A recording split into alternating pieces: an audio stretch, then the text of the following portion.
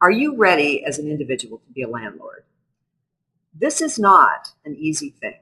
It's not checking a few credit ratings and accepting a tenant and then collecting the checks.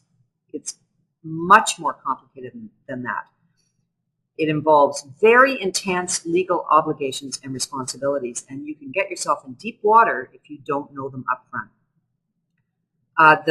The act governing all of this is called the Residential Tenancies Act, and you would be wise at least to understand it through summary form, if not read the whole thing, or have someone interpret it for you and provide you with the most important points for your purposes as a landlord. Issues like security of tenure. Do you know what security of tenure is? Well, it's a very serious thing in Ontario. It means that a tenant has rights to their residence. You can't just kick a tenant out when you want to. You can't, it kind of comes into play in the rooming house example I gave earlier. You can't just destroy residences. Tenants have a right to where they live, and it's so onerous what landlords have to go through if they want to get a tenant to leave that often you're defeated in the very process. And maybe you should have been trying to get rid of the person, and maybe you shouldn't have. I mean, there's that too. There's very much two sides to this story, and very strong feelings on both sides between landlords and tenants.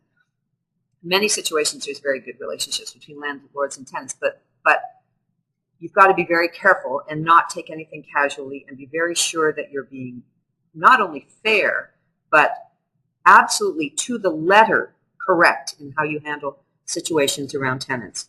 Rent controls is another one. Once a tenant is renting a property, once that rent is established, you can't just raise it. Ontario has rent controls, and the percentage increase this year is the lowest ever. It's 0.7%. You cannot increase the rate more than 0.7% of the current rent.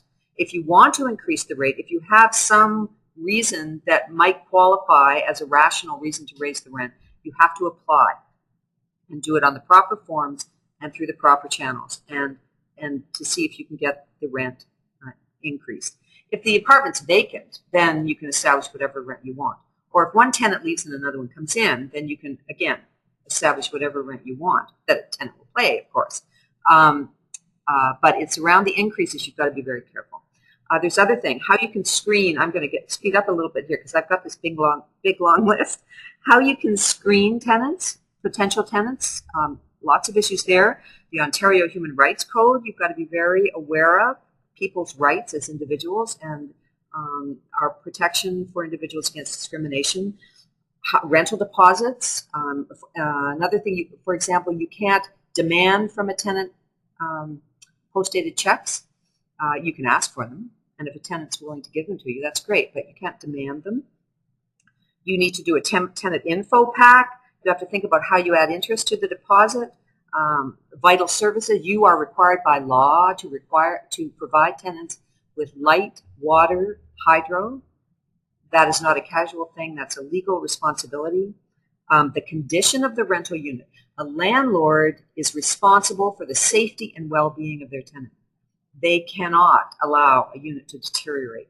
And let me tell you, have I seen units that have deteriorated? I was in one the other day that it was appalling.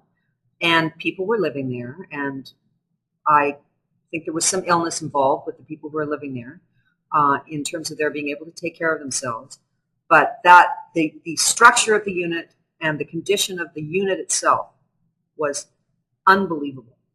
And that happens, but those people are legally liable for that. So anyway, just a few of the little things to encourage you to be a landlord. Am I scaring you off yet?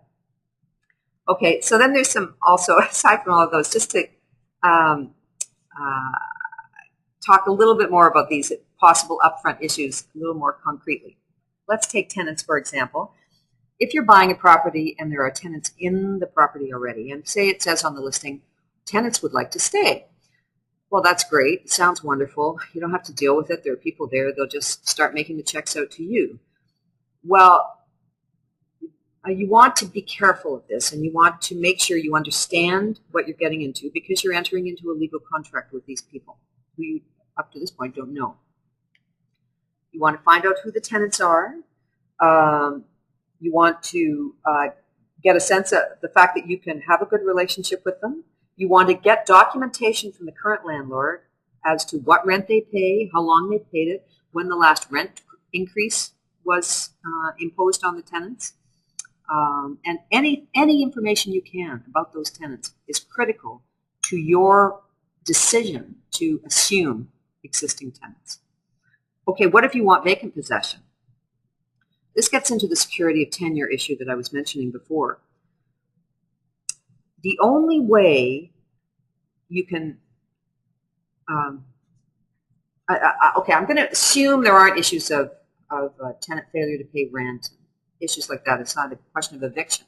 Say someone's happily in this apartment, you want to, in the basement apartment, you want to buy the house, you want the whole house. You may want to put new tenants down in the basement. You may want to make it a family room. Who knows, right? But it's being sold, and you want to purchase the property. How do you get vacant possession when there are tenants in there? This is a very specific process. The vendor can't say, "Oh, don't worry about it. I want to close this deal on the end of. I want it closed by the end of July. I want to be everything out of here by the start of August. So I'll give the tenants a notice to vacate for the end of July." Well, first of all, you have to know when you give that notice. There's a very specific time. You have to be sure that they are willing to vacate. If they are not willing to vacate, then you've got a real problem, because there's a specific form if they're willing to vacate. If they are not willing to vacate, then the only way this can happen is that the purchaser has to warrant that they are going to come into the property and use it for personal use. They have to warrant to you in the deal. Otherwise, no vacant possession is possible. And then regarding retrofit, well, I mentioned that before. Check. Make sure about electrical. Make sure about fire. Make sure about building inspections. Know that you're up to code. If for no other reason, you want to know people are safe, because that would make your landlord experience disastrous if anything happened where people were harmed in any way because of the quality of the unit that you were renting. Okay, then you have financial concerns, and I know my colleague Andrew is going to expand on this in a much greater fashion, talking about the down payment that you need for investment property is different. If you want to sell an investment property, remember, if you aren't living in it, you'll look at approximately 25% capital gains tax. You've got to have money for maintenance, repair costs. Insurance is a big issue when you're renting out property.